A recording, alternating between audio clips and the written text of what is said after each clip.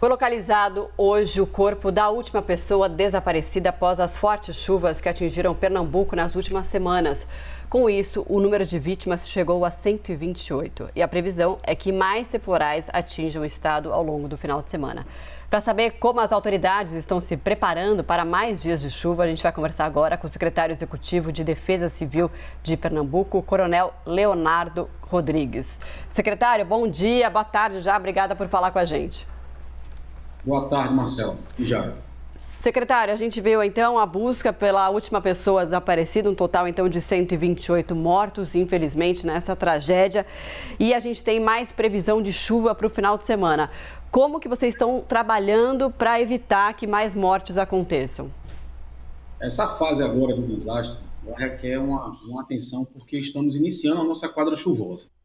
Então, a gente teve uma precipitação aí histórica, com um desastre também histórico, e a preocupação da Defesa Civil nesse momento é que esse período ele seja monitorado constantemente, em virtude aí do acumulado da chuva, né, nas áreas de riscos geológicos e hidrológicos aqui no nosso estado.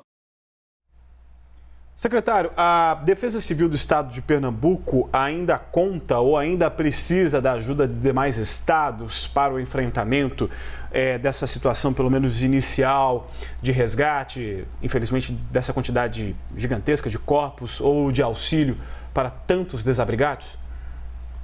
A Defesa Civil do Estado ela trabalha em conjunto, né, com as diretrizes da Política Nacional de Proteção e Defesa Civil. A Defesa Civil Nacional tem estado aqui presente desde o primeiro dia do evento, que causou aí esse impacto grande de chuva. Então, todo o sistema nacional foi mobilizado. Temos aqui o emprego das Forças Armadas atuando em conjunto com a Defesa Civil do Estado. Temos aqui o emprego de 11 corpos de bombeiros do Brasil, que se colocaram à disposição e vieram aqui prestar o apoio complementar técnico à nossa ação de busca, salvamento e resgate dos corpos que foram aí encontrados. Hoje finalizou a operação de busca e recuperação do último corpo, né, com sucesso, e tivemos aí a cooperação técnica de diversas instituições profissionais que atuam nesse cenário de desastre. Secretário, tem muitas pessoas, né, que vivem ainda em áreas de risco na região metropolitana do Recife.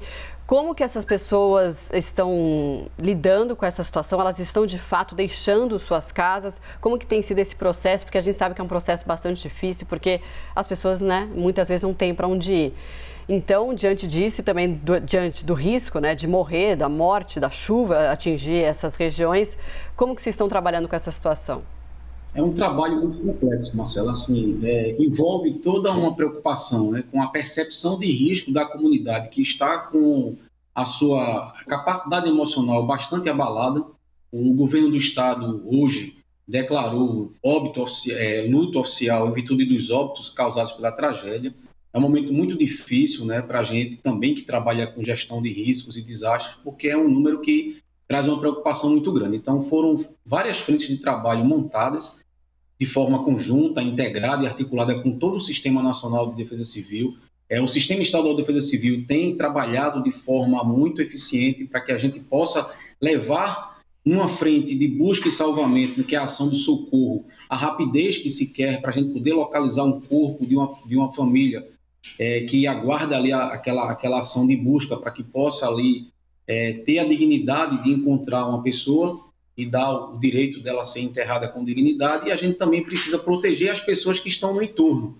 Então, as chuvas aqui continuam, né? A ação ela é constante, dinâmica. Estamos iniciando um período muito crítico aqui no nosso estado, que as chuvas mais significativas ocorrem no mês de junho. Só para você ter ideia, de acordo com o nosso órgão técnico, a Agência Pernambucana de Águas e Clima, o mês de junho tem 23 dias chuvosos. Então, há uma possibilidade de um evento dessa magnitude vir a ocorrer. E o órgão de Defesa Civil, com todos os órgãos municipais de proteção da Defesa Civil, trabalham também numa ação de resposta e também numa ação preventiva, já estabelecendo os próximos passos diante do cenário de ameaça que a gente está aí tendo conhecimento de todos os órgãos que trabalham com a previsão meteorológica, que é o que norteia a nossa atividade e a ativação dos nossos planos. Então, é uma ação complexa, é uma ação que está ocorrendo de forma integrada e articulada. Estamos tendo o apoio de todos os órgãos de diversos entes federativos, até organismos internacionais têm nos contactado para que a gente possa aí atender todas as famílias. Secretário, nós tivemos assim um pequeno intervalo daquela quantidade volumosa de chuvas, claro que apesar da previsão de mais água por aí, mas eu gostaria que o senhor explicasse para a gente por que esse número de desabrigados vem crescendo tanto, né? Quando nós trouxemos as primeiras informações a respeito dessa tragédia, o número oficial era para baixo de 4 mil, já chegou a 9, e o que está sendo feito justamente para atender de forma célere essa população que não tem para onde ir? Esse número ele tem uma evolução diária, ele pode tanto aumentar como diminuir. Então, hoje, o cenário que a gente tem aqui hoje, né, no dia 2 de junho de 2022, um total de 126, dia 3 de junho, temos 126 abrigos em 26 municípios do estado, um total de 57 municípios afetados. 34 desses 57 municípios declararam situação de emergência. Então, a partir do momento que é possível o órgão municipal de defesa civil fazer o levantamento de quem se encontra num abrigo, a defesa civil contabiliza como um desabrigado. A partir do momento que é possível identificar as pessoas que foram deslocadas para a casa de parentes em virtude da área de risco não permitir o retorno, essa conta entra na classificação de desalojado. Então, são essas pessoas que serão ali o alvo da ação do Estado. Inclusive, o governador do Estado, em reunião recente, anunciou que será oferecido um auxílio a essas pessoas no valor de R$ 1.500. Isso é uma ação de assistência para que essas pessoas possam tentar ali restabelecer a normalidade da sua rotina que vinha aí antes do desastre. Secretário, mais uma pergunta antes da gente encerrar rapidinho. Vocês têm o mapeamento de quantas áreas de risco existem nessa região nesse momento? E, de fato, com a previsão de mais chuvas aí para o próximo mês, para os próximos, que vai acontecer agora nessa temporada de chuvas, o desastre pode ser ainda maior? Marcela, a gente faz um monitoramento constante. A região metropolitana do Recife, né, e toda a região litorânea, ela tem um risco geológico alto, moderado e algumas áreas muito alto, por conta da formação do relevo aqui do nosso território. Então, existem municípios que têm 70% de seu território constituído em área de risco.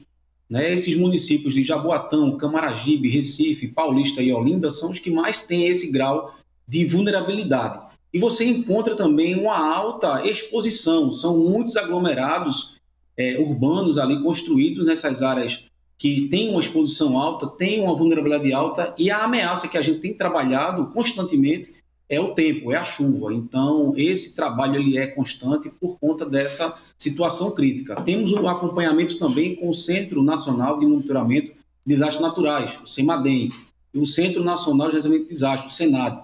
Então, é uma comunicação constante de gestão de risco para que a gente possa dar o aviso, dar o alerta às pessoas que ainda estão expostas a esse risco. A chuva ela permanece durante todo o mês de junho e de julho. É necessário que as pessoas que estão nos escutando também tenham essa percepção que não é o momento de voltar. Chegou o relato recente aqui, no nosso órgão central de operações, de que as pessoas tentam retornar às suas casas para pegar um móvel, enquanto tem uma área que está isolada. Então é muito importante que essa ação ela seja planejada e tenha uma autorização de um técnico que possa avaliar o risco da área que já está com um grau de saturação alto, ou seja, a barreira está encharcada e pode oferecer um risco.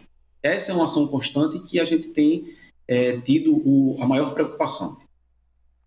Nós conversamos com o Coronel Leonardo Rodrigues, secretário executivo de Defesa Civil de Pernambuco. Obrigado pela entrevista. À disposição.